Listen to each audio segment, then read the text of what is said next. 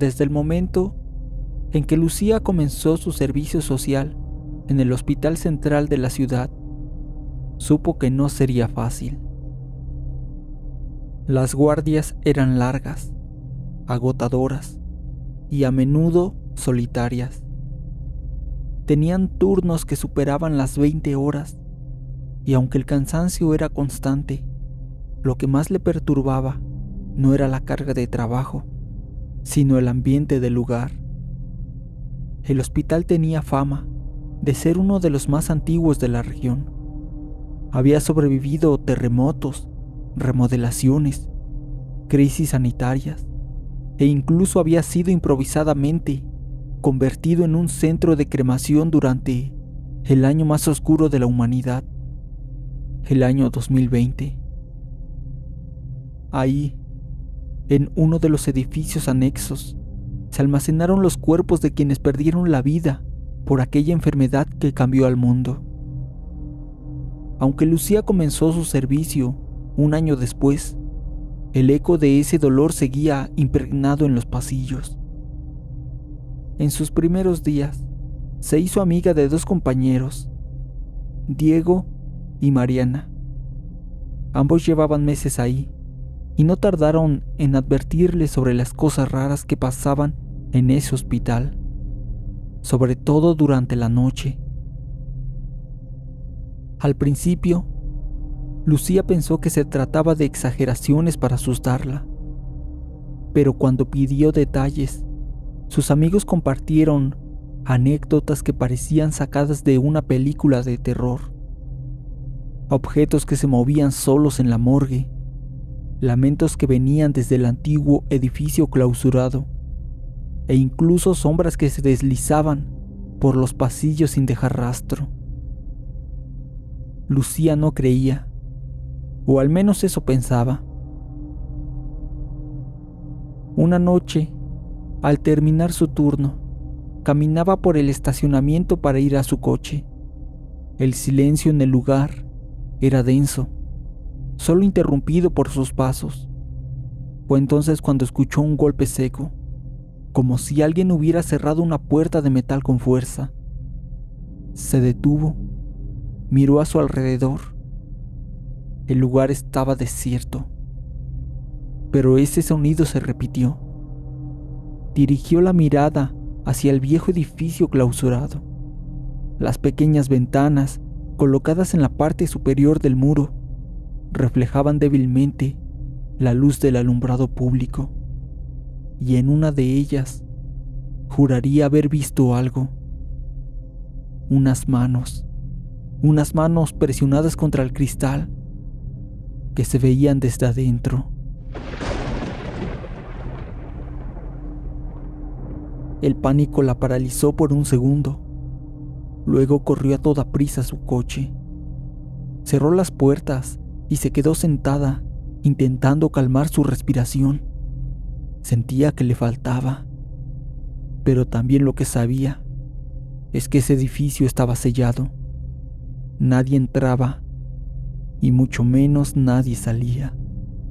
Al día siguiente, les contó a Diego y a Mariana lo que ocurrió. Sus reacciones no fueron de sorpresa, solo dijeron: "Te lo dijimos". Poco después, le tocó llevar un cuerpo a la morgue, junto a otro interno. Era de madrugada. El pasillo hacia esa zona era bastante largo. Estaba mal iluminado y con focos parpadeantes.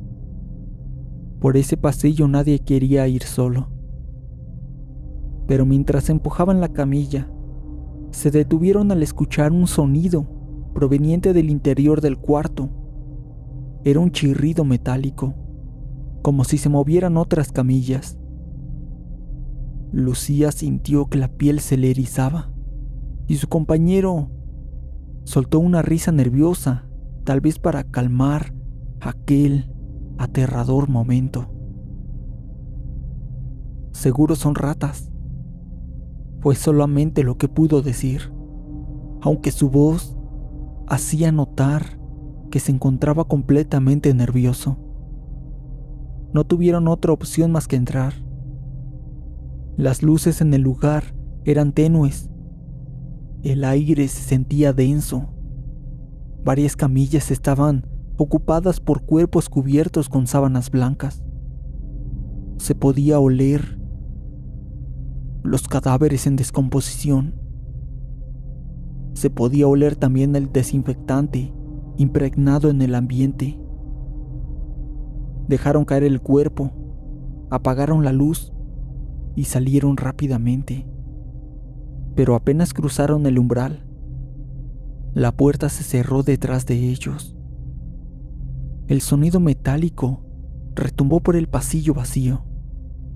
Y otra vez, el chirrido de las camillas se volvió a escuchar.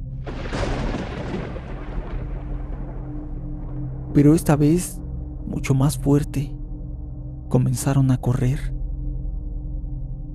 Afortunadamente para ellos, aquel momento de terror solamente quedó ahí. Pero días después, una paciente desató otra situación bastante perturbadora. Era una mujer mayor, tranquila por lo general, pero esa noche comenzó a gritar desesperada. Lucía y varios enfermeros corrieron rápidamente a su habitación. La mujer estaba temblando, con unos ojos que expresaban un verdadero terror. «¿Había alguien aquí?», es lo que gritaba esa mujer. Me jaló el pie. Quería sacarme de la cama. Intentaron calmarla, preguntándole si había visto quién era. Pero la respuesta fue aún más inquietante. No era una persona. Era otra cosa. Y estuvo aquí hasta que ustedes encendieron la luz. No tenía sentido. La paciente estaba tan débil que necesitaba ayuda para levantarse al baño. No podía haberse imaginado todo eso, al menos no de esa forma. Un enfermero se quedó con ella hasta que se durmió, pero la experiencia que marcaría a Lucía definitivamente ocurrió una madrugada. Sucedió cuando salí a comprar café a una tienda cercana.